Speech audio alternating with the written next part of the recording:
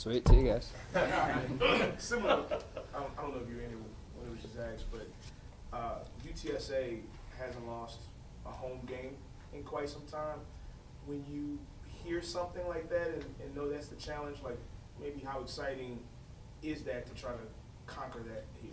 It's great. I love doing things that people never done or people are not doing very often. I mean, that means you're usually doing something good when that's the case. So it's an exciting challenge. You know, it's a good team. They play really well at home. Like their home away splits are pretty interesting. Like they're really good in that building, and so I'm excited to go play there again for my second time. Not against them, but first time against them. But it's a cool place to play. I'm excited for the atmosphere. You played in a bowl game? Alma Bowl, yeah. Alma Dome, yep. How did that go? Good. I'm 1-0, undefeated. What sticks out to you about their defense? You know, it's they do what they do. Honestly, it's not crazy exotic. They have some stuff like different pressures that they'll send. They'll send, you know, those perimeter pressures, you know, corner blitzes, safety with the nickel, those kind of stuff. But you know, other than that, like they do what they do, and so we're excited to just kind of put what we can do against what they can do. You know, it's good defense. Like I said, they play really well in that building. That building is something about that building for them makes a difference. So I'm excited to go see what we can do in there too. It can get pretty noisy in there. Yeah. That's what they say. So They're saying it gets noisy. To prepare yourself? Yeah, we work silent count and stuff like that. We had that prepared going into, you know, Ole Miss SSU Stadium. So like, but people say the stage really loud. I played in some really loud places, so I'm excited to see what it gets to. That Alamo Bowl game, that was a pretty loud game. You know, we played against Colorado in that one, and all the people in Texas are all Dallas Cowboy fans, so they all love Deion so much, so they showed up for him that game, and it got pretty loud. But I think what we did good in that game is we kind of shut them up early. You know, score early and often, and the crowd kind of takes himself out of it. Jake, obviously, you know, with coaching carousel and whatnot, there's a lot of stuff out there, and you guys, obviously, players on social media, a good amount. How would you assess this team's ability to kind of eliminate any other off-the-field distractions and just stay focused? And also, do you kind of take some form of responsibility in making sure that people don't get distracted being a quarterback and a leader of this team? Yeah, I mean, Coach Sumrall, when we first reported for fall camp, had a meeting with the team, and he talked about, like, man, the biggest thing we need to do this year and improve upon from last year is be focused, be where your feet are, be present, like, be where your feet are, don't worry about anything else. You can't control what happens in the future, and you can't even control what happened in the past, so worry about where you are right now.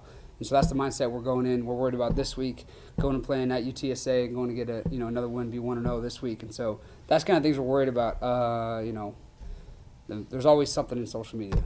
When, you know, I got my own feelings about social media, and there's a whole lot of crap out there that could be skewed in a lot of ways. But, yeah, I'm not worried about it. I don't think the guys here are worried about anything like that. So we're focused on UTSA. Yes, Jake, you came here, though, in part because of Coach Sumrall. Yeah. And his ability. Is it flattering, though, in some ways to see his name thrown around with all these big schools? And can you see why they would be interested in a coach like him? Sure. Yeah, I mean, a coach that wins games, has successful programs everywhere he goes, of course. But, you know, like I said, I'm playing for Coach Sumrall this year. I don't know what's going to happen next year or the year after. I know I won't be playing for Coach Sumrall next year because I'll be, you know, unless he goes up to the pros. That'd be pretty cool. But, like I said, I'm not worried about that right now, and I think that a lot of our team is kind of feeling that message where it's like, you know what, anything can happen in the future in any way, and I'm honestly an example of that. Like, you know, 4 months ago, I shouldn't be standing right here, but I am. So, you know, just keep, you know, rolling with the punches and keep going. And right now, we know we got a game in 2 days against UTSA, and so we're going to go attack that. To that point of, like, addressing that, how unique maybe is it playing for Sumrall and, like, his approach of, like, attacking things head on, and, like, has that been refreshing as a player to know that, like, what he says is what he means?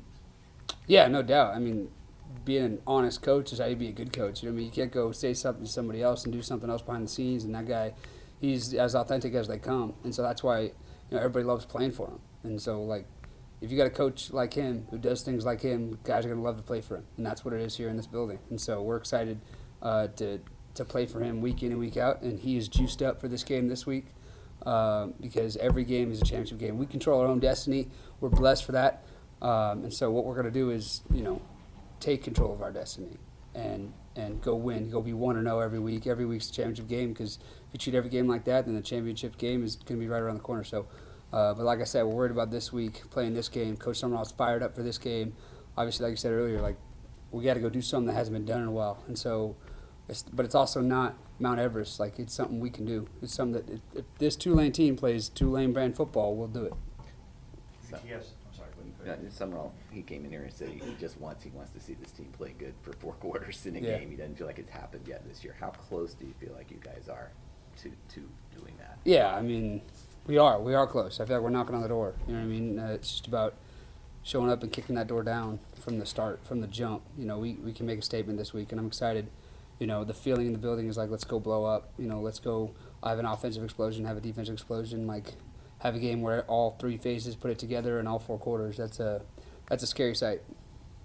What can you take from your own experiences last year about, like you're saying, every game is a championship game, every game means more than the next one? You had that same type of season a year ago.